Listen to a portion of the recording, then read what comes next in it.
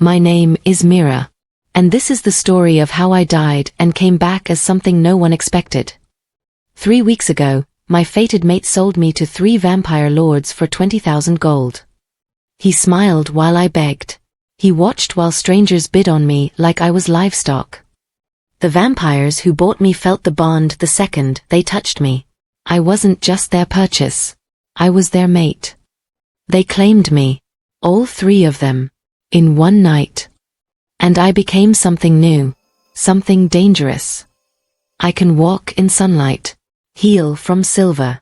I'm faster than any wolf, stronger than any vampire. Now my ex-mate wants me back, but the girl he sold? She's gone.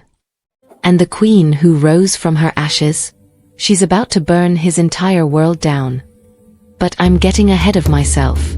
Let me start at the beginning. The night everything changed. I never thought the man I loved would sell me like cattle. But here I am, standing on a raised platform in chains, while strange eyes assess my worth in gold. The iron bites into my wrists, cold and unforgiving, but it's nothing compared to the ice spreading through my chest. I can barely breathe. My vision blurs with tears I've been holding back for hours, and my legs shake so badly I'm afraid I'll collapse right here in front of everyone. The auction house reeks of blood and smoke. It's a massive underground hall carved into the borderlands between werewolf and vampire territory, neutral ground where the worst kind of deals happen. Torches flicker on stone walls, casting shadows that seem to reach for me with clawed hands. Rows of buyers sit in tiered seats, their faces hidden behind masks or cloaked in darkness. I can feel their stares like hands on my skin. I shouldn't be here. I should be home. I should be in Darius's arms. But Darius is the reason I'm here. My mate. My alpha. The man I've loved for 3 years, the man I bled for, the man I gave everything to. He's somewhere in this room right now, watching. I can't see him yet, but I know he's here. He promised he'd come. He said he wanted to see this through. I didn't understand what he meant until an hour ago. The auctioneer, a wiry man with a forked tongue and scales running down his neck, taps his cane against the platform. The sound echoes through the hall like a gunshot, and the murmuring crowd falls silent. Lot 73, he announces, his voice slithering through the air. Phantom wolf, female, age 23. Intact bond. No scent. No lineage. He pauses, letting the words settle like a death sentence. Defective, but trainable. Starting bid, 500 gold. Defective. The word punches through me, and I flinch. My breath catches, and the tears I've been fighting finally spill over. I don't bother wiping them away. What's the point? Everyone here already knows I'm broken. A voice from the crowd shouts, 300. The auctioneer doesn't even acknowledge the insult. 500 is the minimum. Do I have 500? Silence. My heart plummets. Nobody wants me. Not even at the lowest price. Of course they don't. I'm a phantom wolf, a freak of nature born without a scent. In the werewolf world, scent is everything. It's how we recognize pack, how we find mates, how we survive. Without it, I'm invisible. Worthless. Darius knew that. He's always known that. For 3 years, he kept me as his secret. His hidden mate. He said it was because acknowledging me would weaken his claim to alpha, that the pack wouldn't accept a scentless Luna. He said he was protecting me. I believed him. God, I believed every word. He'd come to my room late at night, when no one could see. He'd hold me and whisper promises into my hair. Soon, he'd say, when I'm stronger, when the pack is secure, then I'll claim you publicly, Mira. I swear. I clung to those words like they were oxygen. But last night, everything shattered. He came to my room just after midnight. I was already awake, lying in bed and staring at the ceiling, thinking about the future. Our future. I'd started imagining what it would be like to stand beside him as Luna, to finally be seen, to finally matter. When he walked in, I sat up, smiling. Darius, I need you to understand something, he interrupted, his voice flat. He didn't sit on the bed like he usually did. He stood near the door, keeping distance between us. This isn't personal. My smile faltered. What? You're worth more as currency than you ever were as a mate. The words didn't make sense at first. I laughed, a shaky, nervous sound. What are you talking about? I'm selling you, Mira. He said it so casually, like he was talking about the weather. Tomorrow night. There's an auction in the Borderlands. Vampires, witches, demons. They all pay well for rare stock.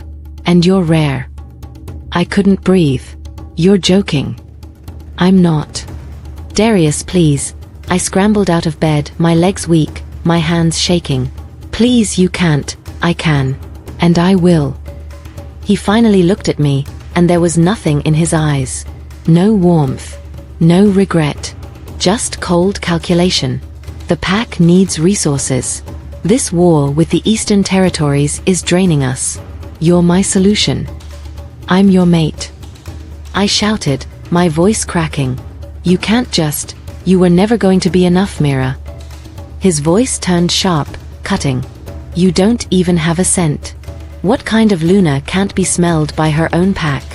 You're a liability. Always have been. I fell to my knees. Literally fell, my legs giving out beneath me. I grabbed his hands, clutching them like a lifeline. Please. Please, Darius, I'll do anything. I'll stay hidden. I'll never ask you to claim me.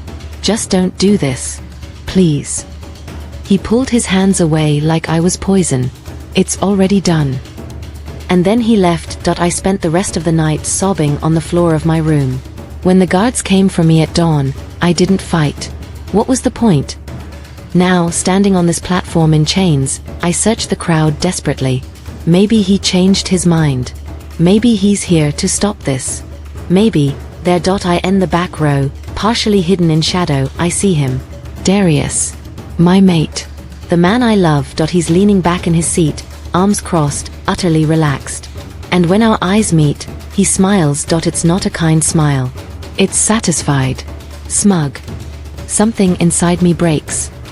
500. A voice calls from the left side of the hall. The auctioneer perks up.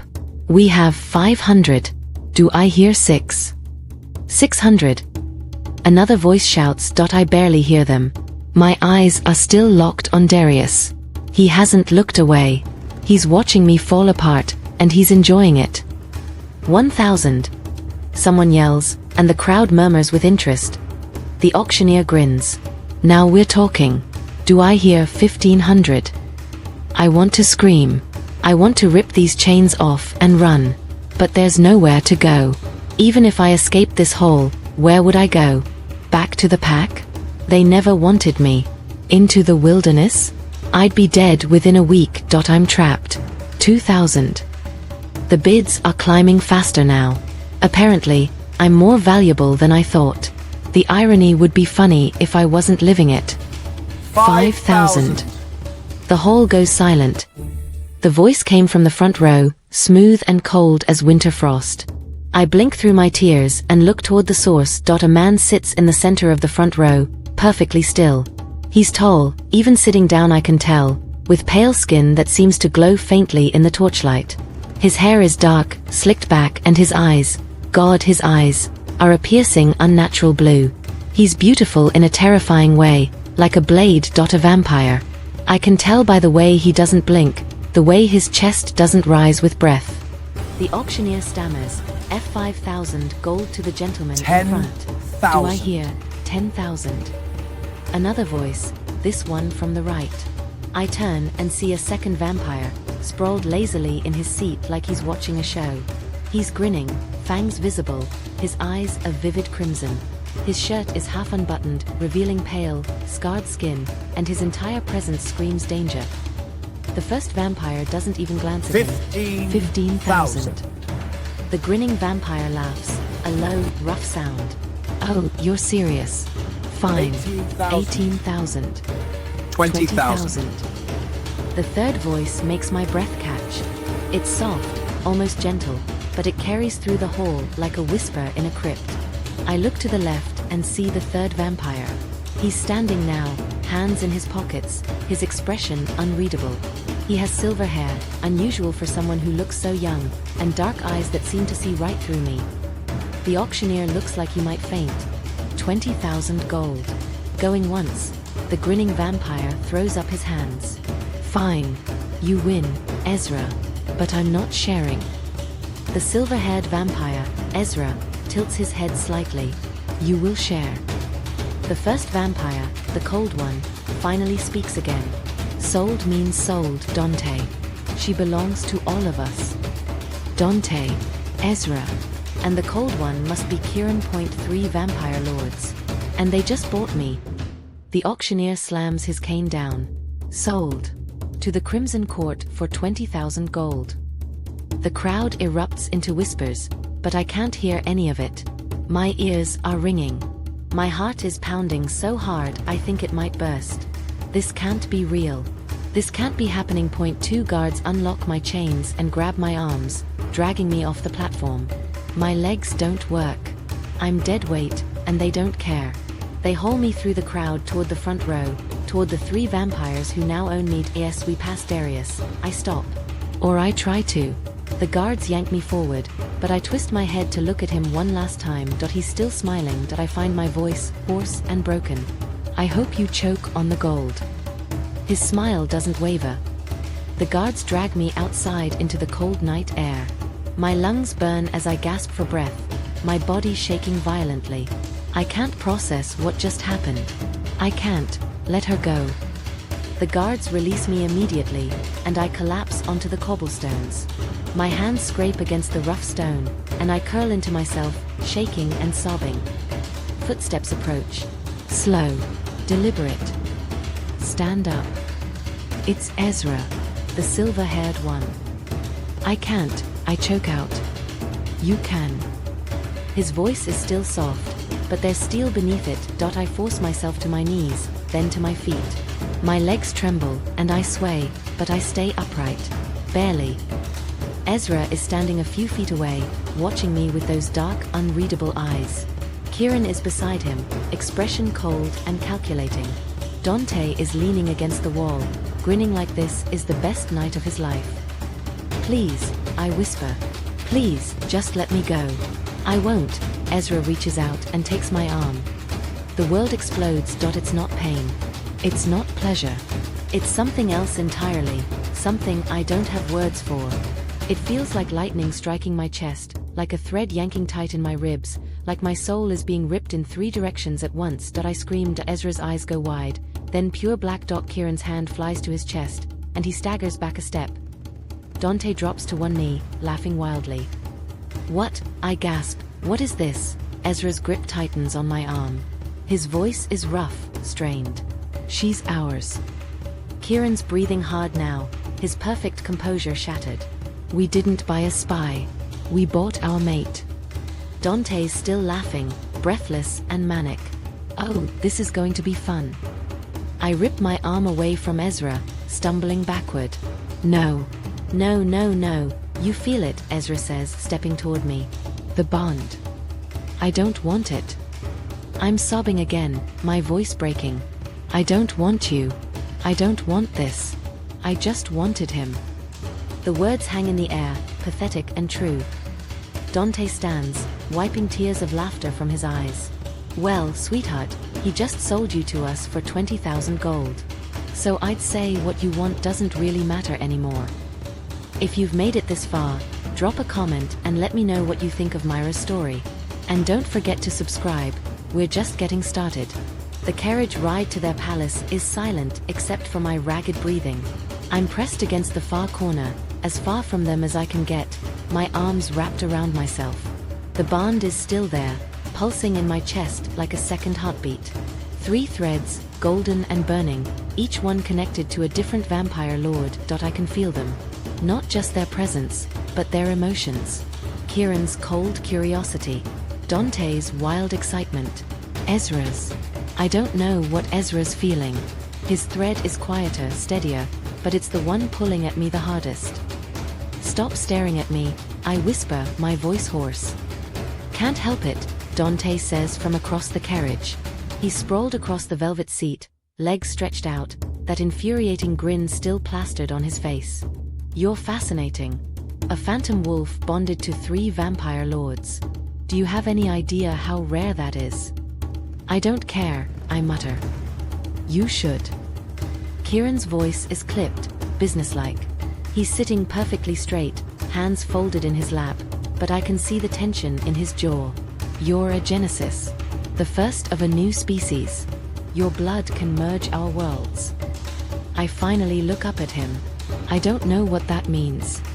It means, Ezra says quietly from beside me, when did he move closer? That you're not just a werewolf. And you're not just our mate. You're something entirely new. I press myself harder against the wall. I don't want to be new. I just want to go home. Home. Dante's grin sharpens. You mean back to the mate who sold you? Yeah, that sounds like a great plan. The words hit like a slap, and I flinch. Fresh tears burn my eyes, but I blink them back. I won't cry in front of them. I won't. He didn't mean it, I say, even though I don't believe it anymore. He was just, he smiled, Ezra interrupts, his voice soft but cutting. When you were on that platform, sobbing, he smiled. I don't have an answer for that. The carriage stops, and Kieran stands in one fluid motion. We're here. Here turns out to be the most terrifying building I've ever seen. It's an obsidian palace, all sharp edges and towering spires, carved directly into the side of a mountain. Torches burn with green fire along the walls, and the windows are dark, empty eyes staring down at me. This is where I'm going to die, I think distantly. Dante jumps out of the carriage first, stretching like a cat. Home sweet home. Come on, little wolf. Let's get you settled. I don't move. Ezra appears in the carriage doorway, offering his hand.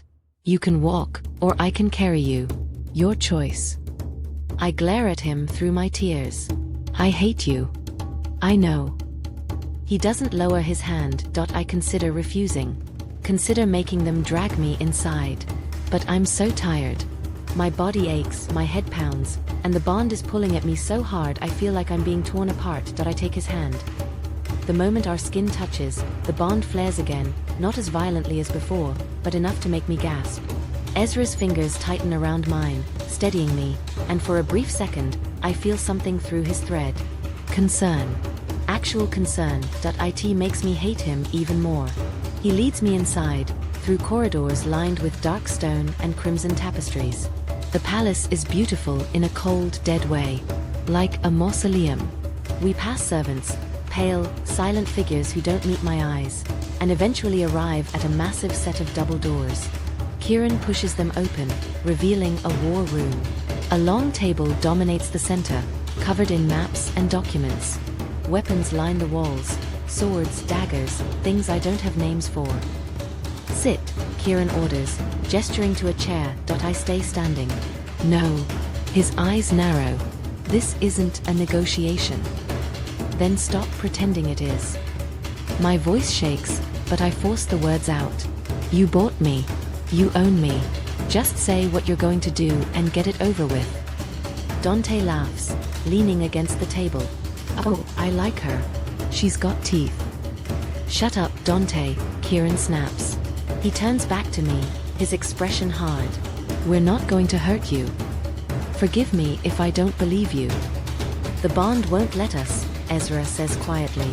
He's moved to stand by the fireplace, his face half in shadow. Even if we wanted to, which we don't. I wrap my arms around myself again, trying to hold the pieces of me together. What do you want then? Kieran exchanges a glance with Ezra, then looks back at me. The bond has to be completed. All three of us. Or it will kill you. My heart stops. What?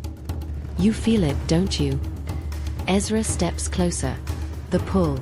The ache. It's getting stronger. He's right. The bond is like a living thing inside me now, clawing at my ribs, demanding something I don't understand. How do I complete it? I ask, even though I'm terrified of the answer. Dante's grin widens. Oh, this is going to be fun to explain. Kieran shoots him a look that could cut glass. We have to claim you. Mark you. All three of us. The air leaves my lungs. You mean, yes, Ezra says simply. I back away until I hit the wall. No, absolutely not. It's not a choice, Kieran says, his voice sharp. If the bond isn't completed, it will consume you from the inside out. You'll be dead within a week. Then let me die. I scream. The words rip out of me, raw and desperate. Let me die. I don't want this. I don't want you. The room goes silent. Ezra's expression doesn't change, but something flickers in his eyes. Hurt? No. That can't be right. Dante's grin finally fades. He straightens, his voice losing its playful edge. You really loved him, didn't you? The wolf who sold you. I slide down the wall until I'm sitting on the floor, knees pulled to my chest. Yes. Why? Dante crouches in front of me, his crimson eyes searching mine. Why would you love someone who treated you like that? Because I thought he loved me back. My voice breaks. I thought if I was good enough, patient enough, he'd finally see me. But I was never enough. I was never. I can't finish. The sobs take over. For a long moment, no one speaks. Then Ezra moves. He crosses the room and kneels beside me, slow and deliberate. He doesn't touch me, but his presence is steady, grounding. You were always enough, he says quietly. He was just too blind to see it. I look at him through blurred vision. You don't know me. I know you're bonded to us. And I know that doesn't happen by accident. His dark eyes hold mine. The bond chose you, Mira. That means something. It means I'm cursed, I whisper. No. Kieran's voice cuts through the room. It means you're powerful. More powerful than you realize. I don't feel powerful. I feel broken. Dante stands, running a hand through his dark hair. Look, we can argue about this all night, but the fact remains, you need to feed. Soon. I blink. Feed. The bond is draining you, Ezra explains. You need our blood to stabilize it. And we need yours. Horror crawls up my spine. You want to drink my blood? Want is a strong word, Kieran says dryly. But yes, it's part of the claiming process. I shake my head frantically. No. No, I can't. You don't have to do it all at once, Ezra says, his voice still gentle. We can start small. One of us. Tonight. And if I refuse? Then you die, Kieran says bluntly. And frankly, that would be a waste. I want to scream at him. I want to tell him I don't care about being a waste, that I'd rather die than let them touch me. But the bond is pulling so hard now that I can barely breathe. My chest hurts. My head spins. I'm so weak. Fine, I choke out. But only one of you. And then you leave me alone. Dante looks at Ezra. You're up, pretty boy. Ezra stands, offering me his hand again. Come on. I don't take it. I force myself to my feet on my own and follow him out of the war room, down another series of hallways, until we reach a door. He opens it, revealing a bedroom. It's not what I expected. The room is large but surprisingly warm. A fire burns in the hearth, casting golden light across deep blue walls. The bed is massive, draped in soft-looking furs, and there are books stacked on a side table. This is yours, Ezra says. For as long as you're here. I'm a prisoner, I say flatly. Don't pretend I'm a guest. He doesn't deny it. Instead, he gestures to the bed.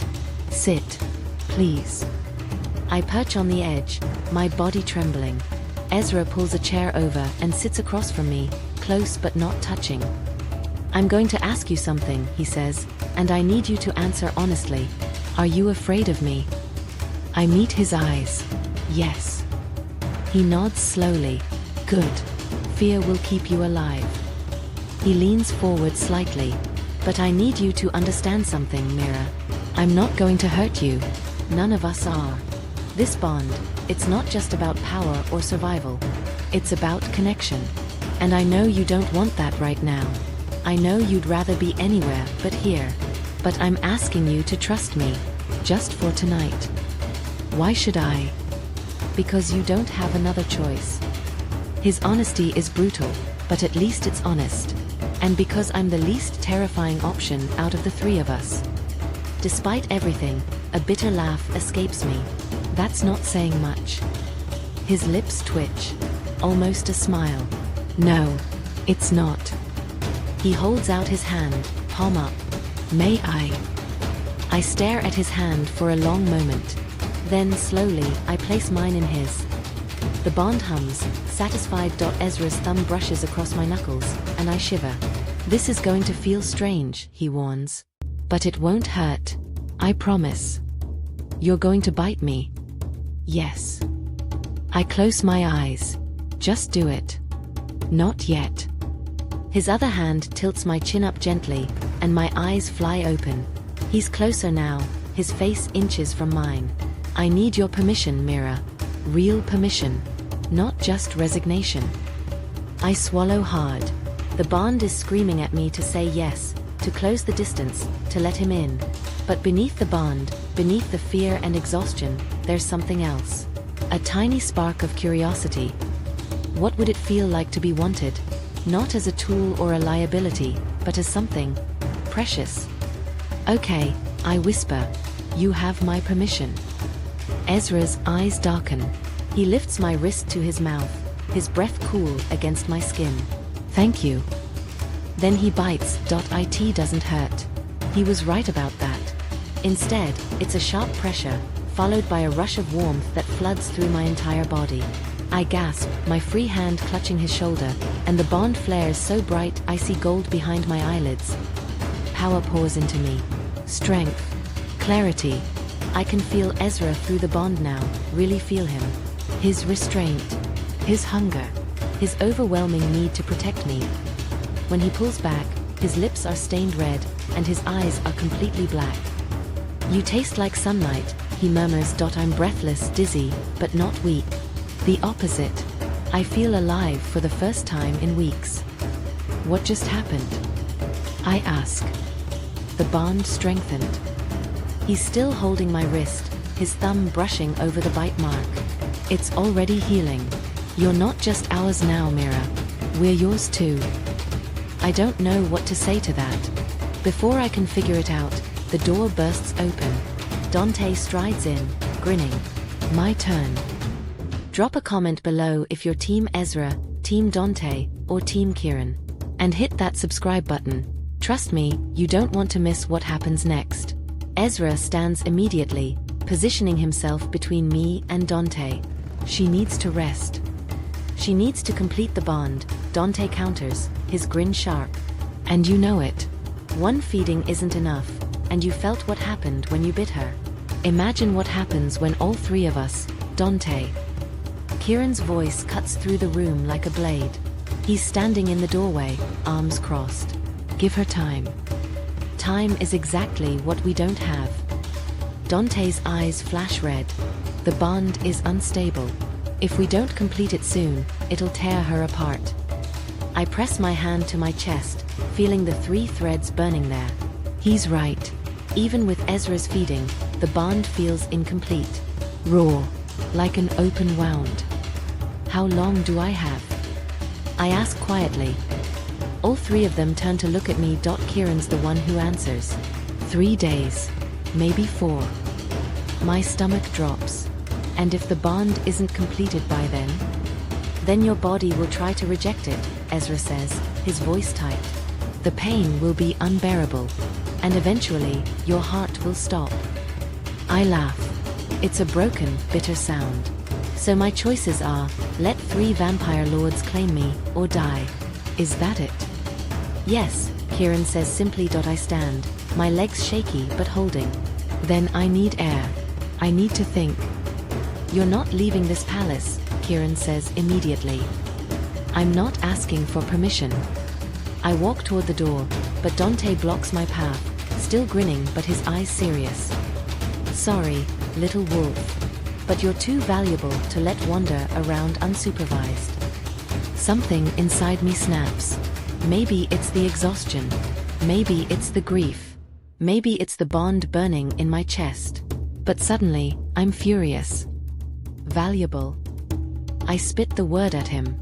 Is that what I am to you? An investment? A tool. Dante's grin falters. I was sold like livestock, chained and paraded in front of monsters. The man I loved, the man I would have died for, smiled while strangers bid on me. And now you three act like you're doing me a favor by keeping me alive. My voice rises with each word. I didn't ask for this bond. I didn't ask for any of this. The room falls silent. Then Ezra speaks, his voice soft but firm. You're right. You didn't ask for this. And if I could take this burden from you, I would. But I can't. None of us can. The bond exists. And we have to deal with it. Deal with it. I turn on him. This isn't a business transaction, Ezra. This is my life. It's our lives too, Kieran says coldly. The bond affects us just as much as it affects you. Do you think we wanted this? To be tied to a werewolf who clearly despises us. His words hit like a slap, but he's not wrong. I do despise them. Or at least, I want to. Then let me go, I whisper. Break the bond. Let me die. It's better than this. No. Dante's voice has lost all its playfulness. He steps closer, and for the first time, I see something real in his eyes. Something almost vulnerable. You don't get to give up. Not yet. Why do you care? Because you're ours. He says it simply, like it's the most obvious thing in the world. And we protect what's ours. I shake my head. I'm not yours. I'm no one's. The bond says otherwise. Kieran mutters. I'm about to respond when a wave of dizziness hits me. The room tilts, and I stumble. Ezra catches me before I fall, his arms steady around my waist. She's crashing, he says urgently. The feeding helped, but she needs more. Then we do it now, Dante says. All three of us. Tonight.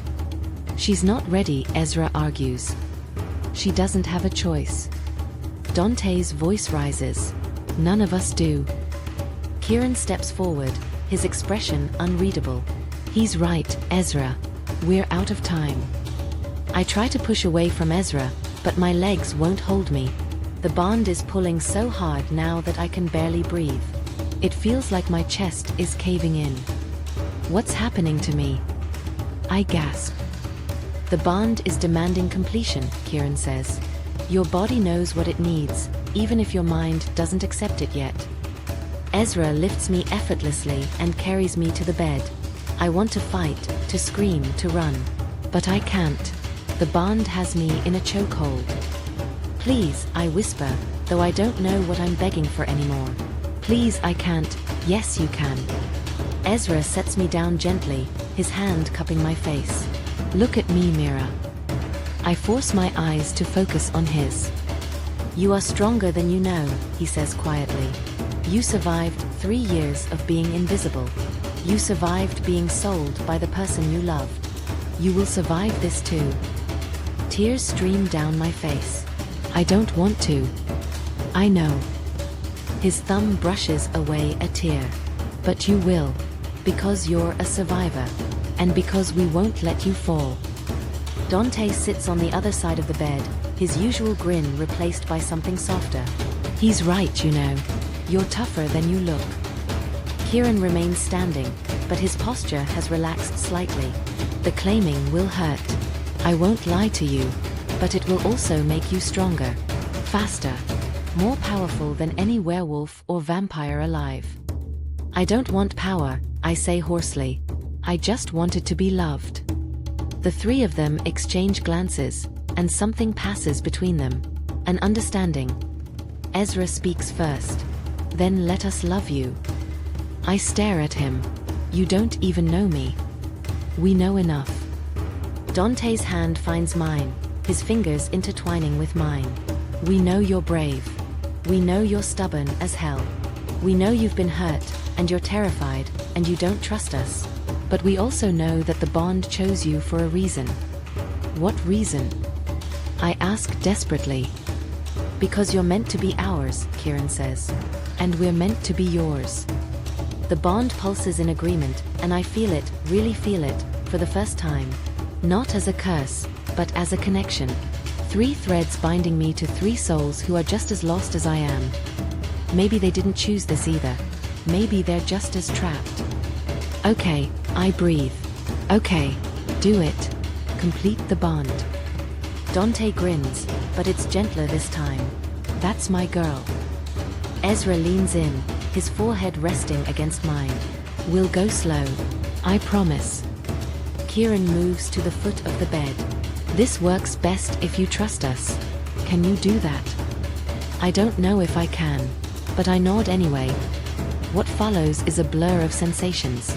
Ezra kisses me first. Soft, testing, giving me a chance to pull away. I don't. His lips are cool against mine, but the bond flares warm between us. When he pulls back, his eyes are black again. Dante is less patient. He tilts my chin toward him and kisses me hard, claiming my mouth with a hunger that steals my breath. I should be terrified, but the bond hums in approval. Kieran is the last. He waits until I look at him, until I nod my consent. Then he leans down and presses his lips to mine, controlled and precise, but no less intense. Then come the bites. Ezra at my wrist again. Dante at my neck. Kieran at my inner thigh. The pain is sharp and immediate, but it's chased by waves of pleasure so intense I cry out. The bond explodes. Golden light fills the room, blinding and beautiful. I feel them, all 3 of them, pouring into me. Their strength, their memories, their emotions. And they feel me too. Every scar, every heartbreak, every moment I spent believing I was worthless. When the light fades, I'm trembling and gasping, but I'm whole. The bond is complete, solid, unbreakable. And I feel different, stronger. My senses are sharper. I can hear heartbeats from outside the palace. I can smell rain coming from miles away. I can see in the dark. What did you do to me? I whisper. We completed the bond, Kieran says, his voice rough. You're a Genesis now, the first of your kind. I sit up slowly, testing my new strength. My body doesn't ache anymore. The exhaustion is gone. I feel powerful. I also feel them. Constantly. Their emotions bleeding into mine through the bond. This is permanent, isn't it? I ask. Yes, Ezra says. I should be angry. I should feel violated. But instead, I feel safe. For the first time in years, I'm not alone. What happens now? I ask. Dante stretches out beside me, shameless. Now? We rest. Tomorrow, we train you. And eventually, we take back what's yours. I frown. What's mine? Kieran's smile is cold and sharp. Revenge, little wolf. On everyone who ever made you feel worthless. Starting with your former mate. The thought of facing Darius again sends a thrill of fear through me. But beneath it, there's something else. Something darker. Hunger. I want him to suffer, I admit quietly. He will, Ezra promises. Over the next few days, they train me relentlessly. I learn to fight with Dante, all brutal efficiency and controlled chaos. I learn strategy with Kieran, how to think 3 steps ahead. I learn control with Ezra, how to harness my new abilities without burning out. And I learn that I'm more than I ever thought possible, that I can walk in sunlight. Something the vampires can't do. I can heal from silver, something werewolves can't do. I'm faster than both species, stronger than either alone. I'm a weapon. And I'm theirs. But I'm also my own. 3 weeks after the auction, a scout brings news. Darius has been asking questions. He's heard rumors of a scentless wolf bonded to 3 vampire lords. He wants to see for himself. Let him come, I say, my voice steady. Kieran raises an eyebrow. You're ready. I think about the girl I was 3 weeks ago. The one who begged and pleaded and believed she was worthless. She's gone. I'm ready. We meet him at the borderlands, the same misty clearing where everything changed. Darius arrives with a small group of wolves, but his eyes are only on me. Mira, he says, and his voice is softer than I've ever heard it. I made a mistake. I see that now. Come home. I step forward, flanked by Ezra, Dante, and Kieran. I'm wearing black leather, my hair pulled back, every inch of me radiating power. Home. I repeat. You mean the place where you kept me hidden like a shameful secret? Where you let wolves beat me because acknowledging me would weaken your position? He flinches. I was trying to protect you. Liar. The word comes out cold. You were protecting yourself. I was just collateral damage. Mira, please. You sold me, I continue, my voice rising. You put me in chains and sold me like livestock. You smiled while I sobbed on that platform. You destroyed me. I know. His voice cracks. I know, and I'm sorry. But you're my mate. The bond. You severed that bond the moment you took their gold. I take another step forward. I'm not your mate anymore, Darius. I belong to them now. I gesture to the three lords behind me, and they see me in ways you never could. His face twists with rage. They're using you. Dante laughs. Oh, we're definitely using her. Every single night. Darius lunges. He doesn't get within 3 feet of me before all three lords move as one. Kieran's blade is at his throat. Dante's claws dig into his shoulder. Ezra's hand wraps around his neck. Touch her, Ezra says quietly, and I'll rip your spine out through your throat. I hold up a hand. Let him go. They hesitate, then step back. I crouch in front of Darius, meeting his eyes. You said I wasn't enough. That I was defective. Worthless. I smile, and it's not kind. But look at me now. I stand, letting him see what I've become. The power radiating from me. The confidence.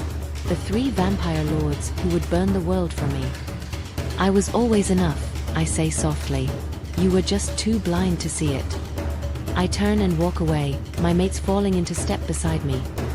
Behind us, Darius screams my name. I don't look back. As we reach the edge of the clearing, Kieran speaks. What do you want to do about his pack? I think about all the wolves who ignored me, who let me suffer, who stood by while their alpha sold me. Burn it, I say simply. Dante grins. With pleasure. Ezra takes my hand. No regrets. I look at the 3 of them, these dangerous, deadly men who claimed me, who saw my worth when no one else did. No regrets, I say. Because I walked into that auction house as a slave. But I'm leaving this world as a queen. If you made it to the end, you're the real one. Drop a comment telling me what you'd do if you were Mira, burn the pack or show mercy. And don't forget to like and subscribe. This is just the beginning of her story, and trust me, you don't want to miss what comes next. We're just getting started.